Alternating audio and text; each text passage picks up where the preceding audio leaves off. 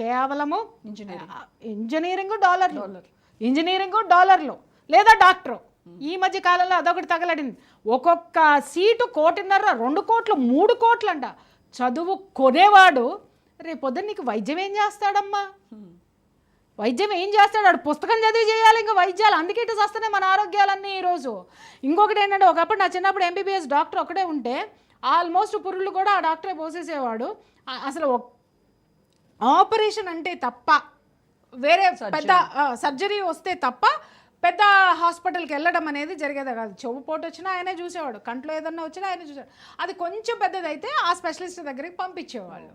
ఇవాళ ఎంబీబీఎస్ డాక్టర్లు అందరూ ఏమవుతున్నారు చెప్పండి? ఏమవుతున్నారు? హెడ్ నర్స్కి ఎక్కువ, డాక్టర్కి తక్కువ. వీళ్ళందరూ డ్యూటీ డాక్టర్స్ అయ్యారు ఈరోజు. ఆ ఎంబీబీఎస్లో ఉన్నటువంటి కోర్సులు మొత్తం తీసేసి ఎట్లా ఉంది అని అంటే గైనకాలజీ వేరైపోయింది. అంటే ఎంబీబీఎస్లో కూడా అదొక పార్ట్ ఉండేది.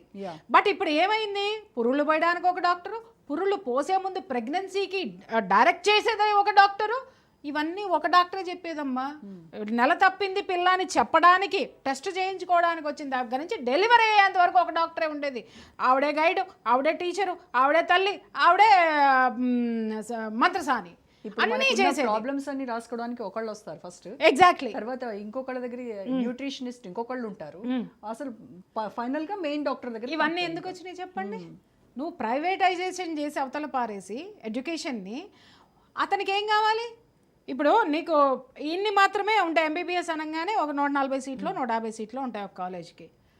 140 150కి నేను నీకు ల్యాబే పెట్టానా, ఇంకోటే పెట్టాలా? ఇంకొకటి, నేను ఒక కాలేజ్ పెట్టాను అని అంటే నేను అది వ్యాపార దృక్పథంతో నేను పెడుతున్నాను. అటువంటిప్పుడు ఏం చేస్తాను? ఎంబీబీఎస్లో ఎన్ని ఉన్నాయో దాన్ని తెగొడతా. విభజించు, పుస్తకాలు తయారు చేయి, కోర్సులు తయారు చేయి, డిగ్రీలు తయారు చేయి, డబ్బులు దోచేయి. ఇవన్నీ అయిపోయి ఇవాళ పిల్లలు చదివి బయటకు వచ్చేసరికి వాళ్ళు ముసలోళ్ళు అయిపోతున్నారమ్మా. ఇవాళ 30-35 ఏళ్ళు వస్తే కానీ ఒక పిల్లోడు కానీ ఒక పిల్లగానే డాక్టర్ అనిపించుకోవట్లేదు. అప్పుడు పెళ్ళిళ్ళు, అప్పుడు పిల్లల్ని చూసుకుంటానికి ఓపిక లేదు, పేషెంట్లు చూసేసరికి ఉన్న ఓపిక అయిపోతుంది. ఆ పేషెంట్లు చూద్దామన్నా కూడా ఇదిగో ఇవి సిచ్యువేషన్స్. మళ్ళీ వీళ్ళకి టార్గెట్లు. ఏ వ్యవస్థలో మనం బ్రతుకుతున్నాం చెప్పండి ఒకసారి?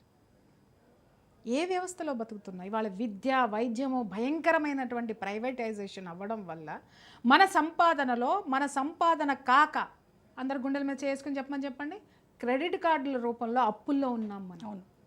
అందుకే ఇవాళ ఎవడు దేనికి గురించి ఆలోచించడు. క్రెడిట్ కార్డు ఎలా తీర్చాలి, దేంటి అప్పులు ఎలా కట్టాలి, మళ్ళీ సంవత్సరం వస్తుంది, మళ్ళీ ఫీజులు ఎలా కట్టాలి, ఫీజులకు సరిపోకపోతే పెరిగిన అనగానే నగలు పెట్టాం, ఆ నగలు మళ్ళీ ఎట్ట తీసుకురావాలి, ఆ నగలకు వడ్డీలు కట్టాలి. అరే ఒక్కళ్ళన్నా ఆలోచిస్తున్నారా? మనం చేసేది కరెక్టేనా? ఏం చేస్తామంటే అలా అయిపోయింది. అంటే ఎలా అయింది నేను అడుగుతున్నా, ఎలా అయింది? ప్లానింగ్ లేకపోవడం వల్ల. ఎవరికి ప్లానింగ్? చేసేవాడికి బాగా ప్లానింగ్ ఉంది. మనకంటే అంతే. నీ కూతురు డాక్టరే కావాలి అంటే ఎంకరేజ్ చేయి, గవర్నమెంట్ సీట్ తెచ్చుకోమచ్చు. గవర్నమెంట్ సీటు తెచ్చుకుంటే ఆ అమ్మాయి నిజంగానే చదువుతుంది, సబ్జెక్టు పట్ల అవగాహన ఉంటుంది. అవగాహన ఉన్న తర్వాత అక్కడి నుంచి ఆ అమ్మాయి డెవలప్ అవుతుంది. ఇవాళ డాక్టర్లు పెరిగిపోయారు రోగుల కంటే. అర్థమైందమ్మా? అందుకే ఇవాళ ఇట్ట తయారైనాయి. ఇవాళ డయాబెటీస్ ఫస్ట్లో ఎంతమ్మా? ఎంత చెప్పేవాళ్ళు? 150 షుగర్ వచ్చిందంటే నువ్వు దరిద్రుడే, నీకు కిడ్నీలు పాడైపోతాయి. నీకు నిజం తెలీదా? ఎంతమంది డాక్టర్లు నీ దండం పెట్టేదాన్ని నేను. పారామీటర్స్ పెరిగాయి ఇప్పుడు. అమ్మో ఏంటి 130 వచ్చేసింది, నీకు షుగర్ 130 ఉంది, కిడ్నీస్ 5000 అయిపోతాయి, ఇదిగో దగ్గరకు వచ్చేసింది, చూడు. మళ్ళీ పక్కన ఇంకో డాక్టర్ని పిలుస్తాను, చూడు అసలు ఎంత చూపిస్తుందో ఇక్కడ అనేసి మొత్తం టెస్టులన్నీ, ఆ టెస్టులు, బ్లడ్ టెస్టులు రాసి అవతల పారేసి కంగారు పెట్టేసి అవసరం లేని ఒంటికి నువ్వు షుగర్ ట్యాబ్లెట్లు ఇచ్చేసి నువ్వు కిడ్నీలను పాడు చేసి ఆ కిడ్నీలకి ఇవాళ ఎన్ని డయాలసిస్లు జరుగుతున్నాయి, ఎన్ని కిడ్నీలు నాశనం అవుతున్నాయి. ఒకదానికొకటి కొండనాలికి ముందేస్తేనంట ఉండనాలికి ఊడిందన్నట్టుగా ఇవాళ అవగాహన లేదు. మనం చదువుకున్నామమ్మా, బోళ్ళంతా చదువుకున్నాం, కానీ అవగాహన లేదు.